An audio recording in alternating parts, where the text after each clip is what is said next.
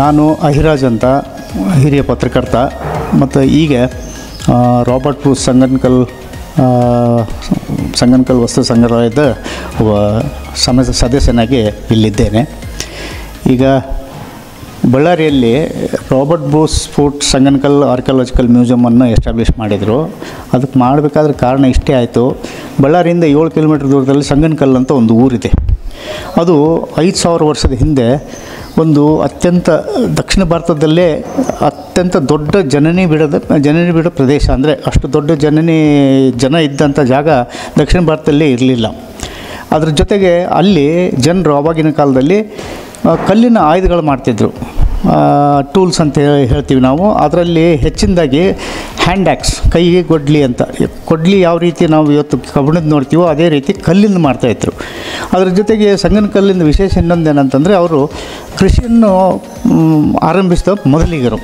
ಈ ಒಂದೆಲ್ಲ ಇದ್ದಾಗ ಅಲ್ಲಿ ಕರ್ನಾಟಕ ಯೂನಿವರ್ಸಿಟಿ, ಕೇಂಬ್ರಿಡ್ಜ್ ಯೂನಿವರ್ಸಿಟಿ ಅವರು ನಮ್ಮ ಪ್ರೊಫೆಸರ್ ರವಿ ಕೋರಿಶೆಟ್ಟರ್ ಅಂತಂದು ಧಾರವಾಡದ ಕರ್ನಾಟಕ ಯೂನಿವರ್ಸಿಟಿಯ ಹೆಡ್ ಆಫ್ ದ ಡಿಪಾರ್ಟ್ಮೆಂಟ್ ಇದ್ದಾಗ ಅಲ್ಲಿ ಬಂದು ಸಂಶೋಧನೆ ಮಾಡಿ ಎಲ್ಲ ಮಾಡಿದಾಗ ಇವೆಲ್ಲ ಬಂದಾಗ ಆಮೇಲೆ ಕ್ವಾರಿಂಗ್ನಿಂದ ಅದೆಲ್ಲ ಅವಶೇಷಗಳು ನಾಶ ಆಗ್ತಾ ಹೋದಾಗ ಅದನ್ನು ಉಳಿಸ್ಬೇಕು ಅಂತ ಸಂಗನಕಲ್ ಉಳಿಸ್ಬೇಕು ಅಂತಂದು ಹೇಳಿ ರವಿ ಕೋರಿಶೆಟ್ಟರ್ ಒಂದು ಮೂಮೆಂಟ್ ಶುರು ಮಾಡಿದರು. ಆ ಆಂದೋಲನ ಶುರು ಮಾಡಿದಾಗ ಬಳ್ಳಾರಿಯ ಜಿಲ್ಲಾಧಿಕಾರಿಗಳು ಅದಕ್ಕೆಲ್ಲ ಸ್ಪಂದಿಸಿದರು.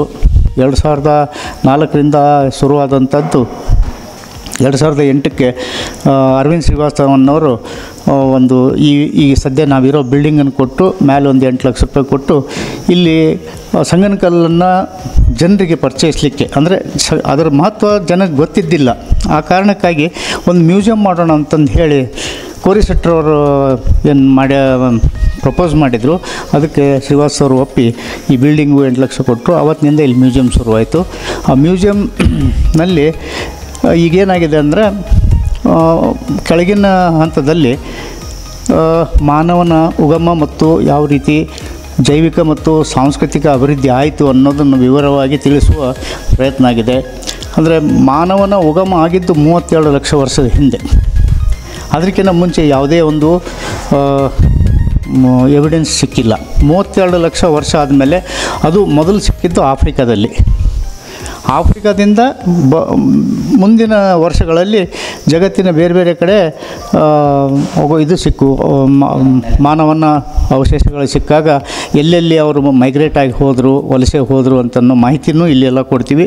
ಅದೇ ರೀತಿ ಭಾರತಕ್ಕೆ ಯಾವಾಗ ಬಂದರು, ಭಾರತದಲ್ಲಿ ಎಲ್ಲೆಲ್ಲಿದ್ದರು ಅಂತನ್ನೋ ಮಾಹಿತಿ ಇಲ್ಲಿ ಕೊಡೋರ ಜೊತೆಗೆ ಇಲ್ಲಿ ನಮ್ಮ ಮ್ಯೂಸಿಯಮ್ದು ಇನ್ನೊಂದು ವಿಶೇಷ ಅಂದರೆ ತಲೆಬುರುಡೆಗಳು, ಅಂದರೆ ಒರಿಜಿನಲ್ಲಿನ ತದ್ರೂಪು ಮಾಡೆಲ್ಸ್.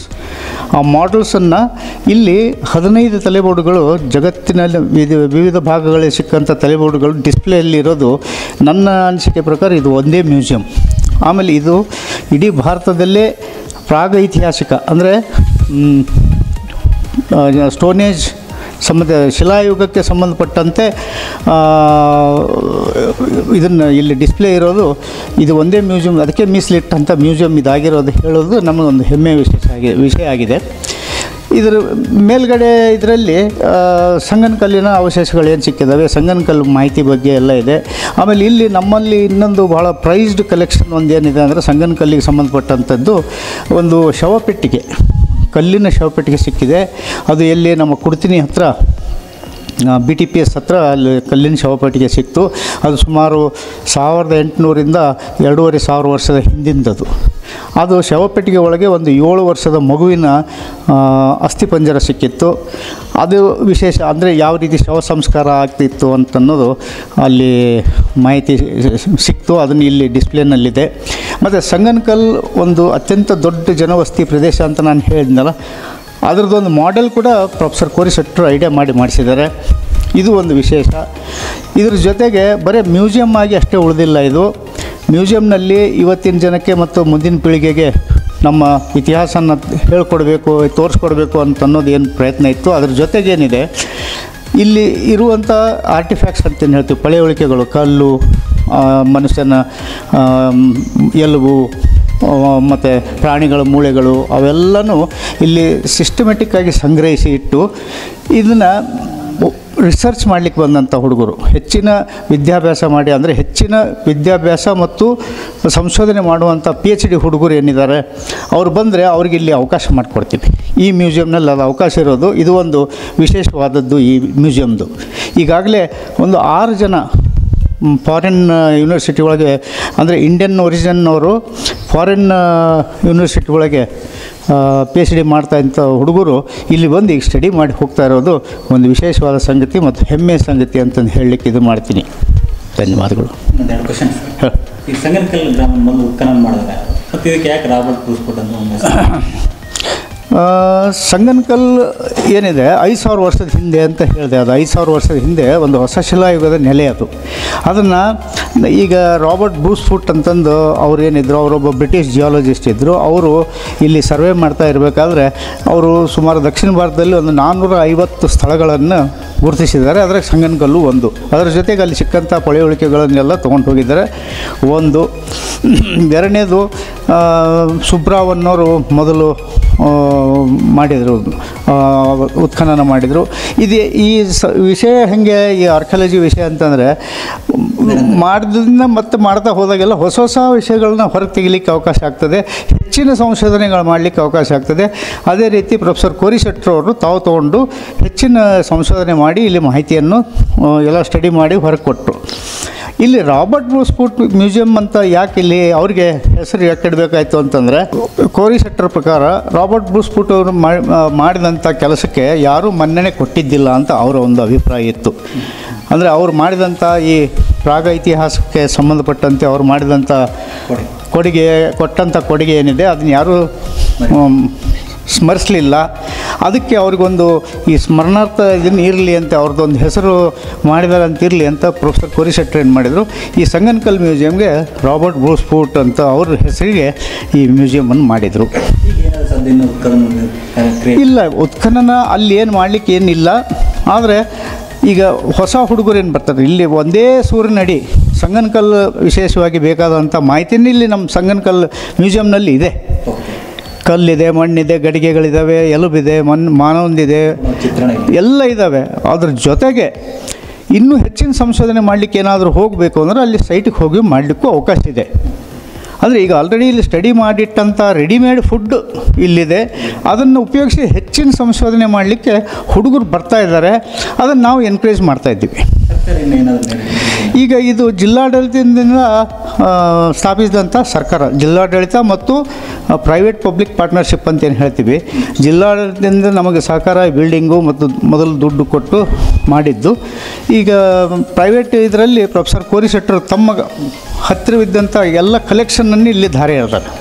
ತಾವು ತೊಗೊಂಡು ಬಂದಂಥ ಕಲೆಕ್ಷನ್ ಅವ್ರು ತಂದು ಇಲ್ಲಿ ಇಟ್ಟಿರೋದ್ರಿಂದ ಸರ್ಕಾರದಿಂದ, ಅಂದರೆ ಜಿಲ್ಲಾಡಳಿತದಿಂದ ನಮಗೆ ಇಲ್ಲಿ ಇನ್ಫ್ರಾಸ್ಟ್ರಕ್ಚರ್ ಡೆವಲಪ್ಮೆಂಟ್, ಅಂದರೆ ಶೆಲ್ಫ್ ಮಾಡಲಿಕ್ಕೆ, ಈ ಬಿಲ್ಡಿಂಗ್ ಕೊಟ್ಟು ಮಾಡಲಿಕ್ಕೆ ಇಲ್ಲಿ ಇವ್ರನ್ನ ಅಪಾಯಿಂಟ್ ಮಾಡಿ ಕೊಟ್ಟಿದ್ದು, ಅವನ್ನೆಲ್ಲ ಅವ್ರ ಕಡೆಯಿಂದ ನಮಗೆ ಸಹಕಾರ ಸಿಕ್ಕಿರೋದ್ರಿಂದ ಇದು ಸರ್ಕಾರ ಮತ್ತು ಖಾಸಗಿ ಆ ಸಹಯೋಗದಲ್ಲಿ ಈ ಮ್ಯೂಸಿಯಂ ಎಸ್ಟಾಬ್ಲಿಷ್ ಆಗಿದೆ. ಸರ್, ಈಗಿನ ವಿದ್ಯಾರ್ಥಿಗಳು ಮತ್ತು ಯುವಕರಿಗೆ ಮ್ಯೂಸಿಯಂಗೆ ಏನು ಕಲಿಯುವುದು, ಏನು ನೋಡುವುದು? ಇಲ್ಲಿ ಇದು ನಮ್ಮದು ಉಚಿತವಾಗಿ ಎಲ್ಲರಿಗೂ ಪ್ರವೇಶ ಉಚಿತ ಇದೆ. ನನ್ನ ಪ್ರಕಾರ ಇಲ್ಲಿ ಈ ಮ್ಯೂಸಿಯಂ ಯಾವ ರೀತಿಯನ್ನು ಎಸ್ಟಾಬ್ಲಿಷ್ ಮಾಡಿದ್ದಾರೆ ಪ್ರೊಫೆಸರ್ ಕೋರಿ ಶೆಟ್ಟರ್ ಅವರು ತಮ್ಮ ಅನುಭವವನ್ನು ಇಲ್ಲಿ ಧಾರೆ ಎರೆದು ಯಾವ ರೀತಿ ಎಸ್ಟಾಬ್ಲಿಷ್ ಮಾಡಿದ್ದಾರೆ ಅಂದರೆ, ಶಾಲೆಗೆ ಹೋಗೋ ಮಕ್ಕಳಿಂದ ಹಿಡಿದು ರಿಸರ್ಚ್ ಮಾಡುವಂಥ ಸ್ಕಾಲರ್ಸ್ವರೆಗೂ ಇಲ್ಲಿ ಬಂದರೆ ಅವ್ರಿಗೆ ಮಾಹಿತಿ ಸಿಗ್ತದೆ.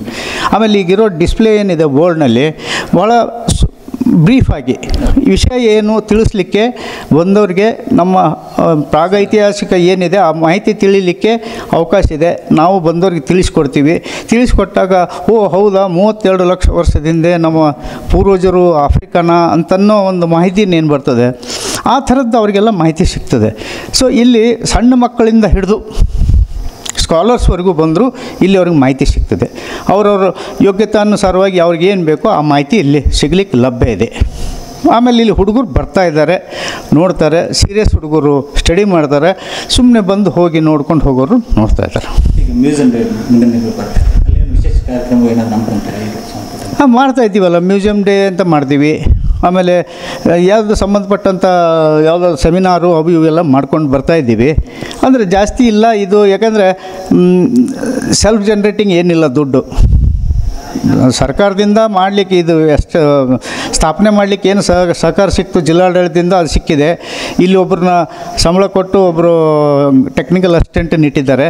ನಮ್ಮದೆಲ್ಲ ವಾಲಂಟ್ರಿ ಸರ್ವೀಸು. ಅವ್ರಿಗೆ ಅಷ್ಟು ಅವ್ರು ನೋಡ್ತಾ ಇದ್ದಾರೆ. ಈಗ ಹೆಚ್ಚಿನ ದುಡ್ಡು ಅವೆಲ್ಲ ಇದ್ದು ಇಂಟರ್ನ್ಯಾಷನಲ್ ಸೆಮಿನಾರ್ ಅವೆಲ್ಲ ಮಾಡಬೇಕು ಅನ್ನೋ ಪ್ರಪೋಸಲ್ ಇದೆ. ಭಾಳ ದೊಡ್ಡ ಪ್ರಮಾಣದಲ್ಲಿ ಇಂಟರ್ನ್ಯಾಷನಲ್ ಸೆಮಿನಾರ್ ಮಾಡಬೇಕು ಅಂತಲೂ ಇದೆ. ಅದಕ್ಕೆ ಟೈಮ್ ಕೂಡ ಬಂದಿಲ್ಲ, ಅಷ್ಟೇ ಮಾಡ್ತೀವಿ.